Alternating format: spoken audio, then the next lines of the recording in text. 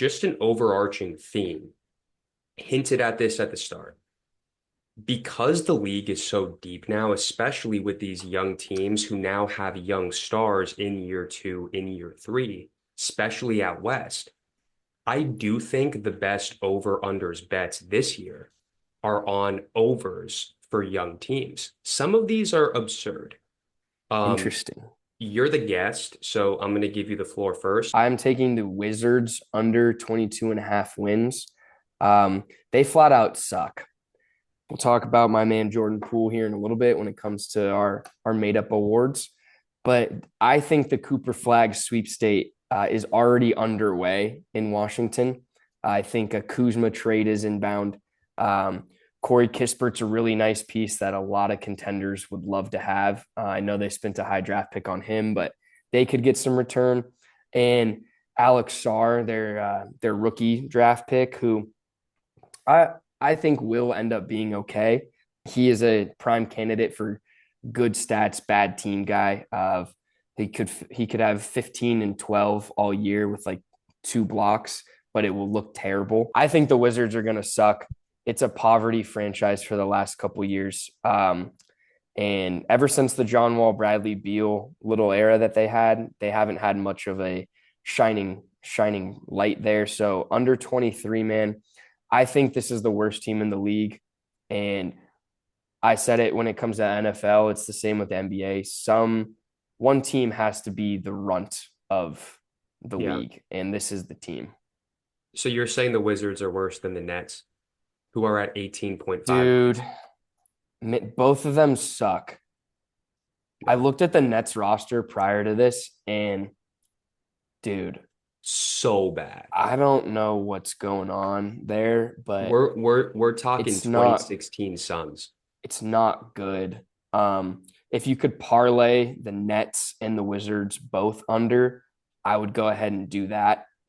But I just think the Wizards will be actively trying to move off of some of their contract players, aka Kuzma, um, which will then kind of prohibit them from winning a lot of games. But a fun little shout to our man Bilal Koulibaly, who I think could take a really fun step and be a fun player for them. I'm interested to see his development with Sar. And I know they have Malcolm Brogdon, I think, there in that Hmm. Advia trade. Hmm. He's always good for about one or two wins by himself. So you never know, but I'm on that under of 23, under 22 and a Really, half. really like that bet. Yeah. Yeah, not much else to say. Wizards are bad. They're going to try and tank, which is an incredible point. They're going to try and lose games. They'll trade some of these players. That's a good bet. Portland over 21 and a half wins. Wow. Listen, Okay. I'm going to start off by saying this. The roster has too many young players for a couple of them not to take a big leap. Could be Sharp, could be Scoot. I don't know. But the point is 21 and a half wins for a team that's had this many top 10 picks in the last 5 years is just nuts. I'm a big Sharp guy. You've known that for a couple of years now. Probably more of a fan of Sharp than you. Oh yeah. But man, if he could play 60 games, he missed 50 games last year. There's no world where he's not over 20 points per game. And I would lock that in. Interesting. Next up, Denny Avdija was Abdia. a Yeah. fantastic trade. Hmm. Fantastic get. He's what they don't have. A mature wing defensive player who could really produce on some nights from an offensive lens. The team is simply too young for some players not to make a jump and also too skilled. Like, if they don't reach 25 wins, I would be incredibly shocked. Also, their coach, Chauncey, he's a culture guy. He is a gritty, defense first minded type of coach. I think that'll add a few wins. I don't think this team is trying to lose games. I agree. And in some of these awards later, we'll talk about my man Scoot, but he kind of did have a year from hell in his rookie year. Did Um, Real quick, did you see what Scoot said? Dude. Someone asked him like, Yeah, what do the you think about food, last man. year? He was like, the The food food was was great, really man. good. I was like, yo, this guy's baked out his mind. Yeah, 100%. So But high. so you've been a sharp guy. I've been an Anthony Simons guy for the last couple years, and just watching the way he's able to score on a terrible team. And before, like you texted me the good stat bad team guy, like my first inclination was Anthony Simons the last 2.5 years. But the thing with Portland is DeAndre Ayton is still there. And I don't think a DeAndre Ayton team with these guys is going to succeed. They could move off of him. I don't know what that looks like, but they do have three, I'd say two and a half pretty high level guards in Simons, Sharp, and Scoot. There may not be enough basketballs to go around there, and them figuring that out may lead to a slow start in the season. I stayed nowhere near a Portland team that I have no idea what's going to happen. Dude, 21 and a half wins though. I'm not saying obviously they'll make the playoffs or they'll win 30 games. Jeremy Grant is another player. He's a vet. He can score. I mean, I'm just saying like this team is too good. And it also speaks again to my point of the West is so unbelievably stacked. In 2010, this is a 35 win team just based off of the young players, and one of them will take a jump. Sure. It's also a last thing on the Blazers thing is the West is so good that you can't be losing to the Blazers.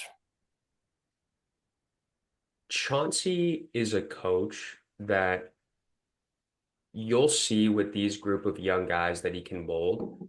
They'll be in games and they'll beat some good teams. They'll have the random night where they beat the Kings, Sure. Okay. right? They beat the Pels. Fair. I'm going to do Rockets over 43 and a half wins. Okay. I saw Rockets that over number. 43 and a half wins. Look, talk about depth. The Rockets are the deepest team that this league has. Their bench, Reed Shepherd, Amen Thompson, Tari Eason, Cam Whitmore, and they have a slew of backup bigs.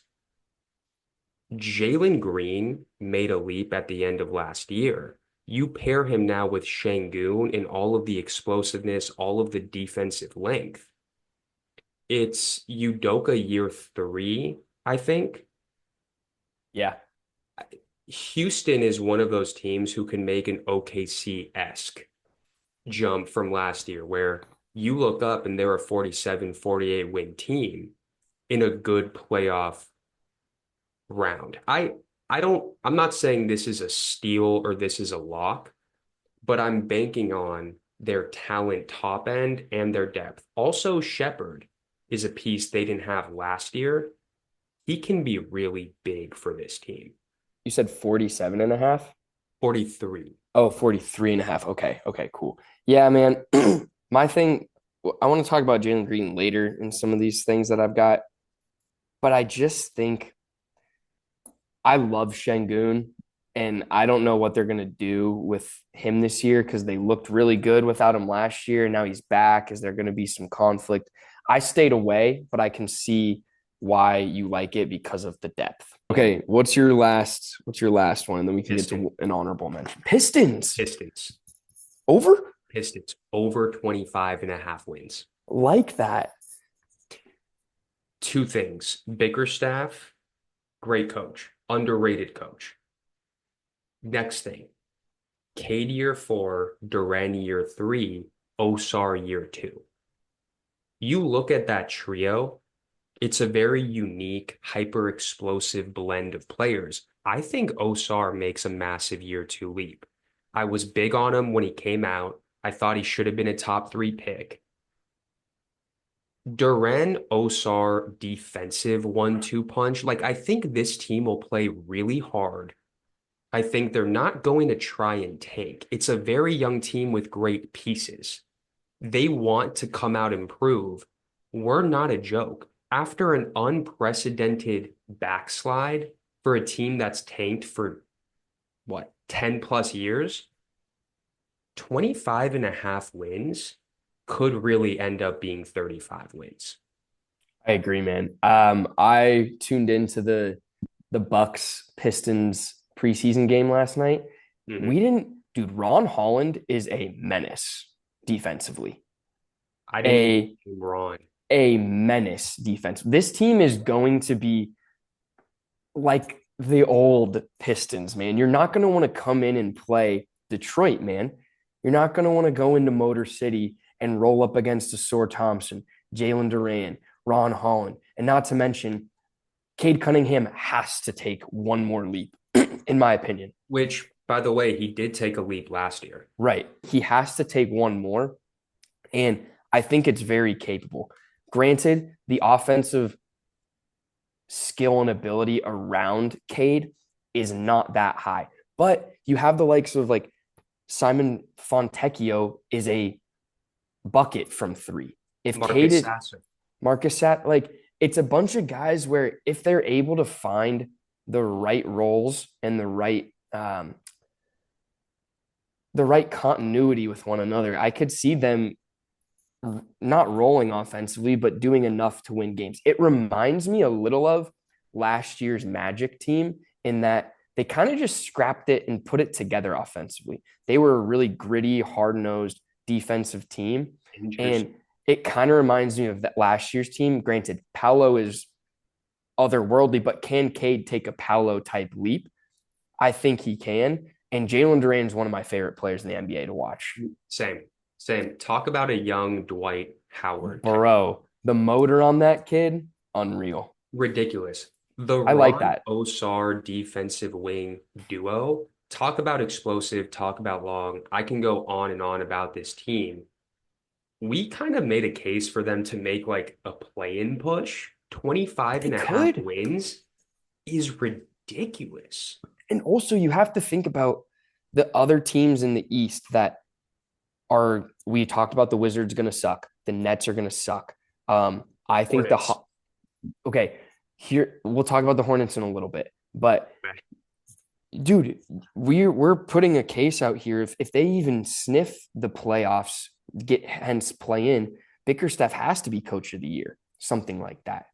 And Interesting. Bickerstaff is a good coach. We've seen him turn teams with less talent outplaying their record per se. So Yeah. I really like that.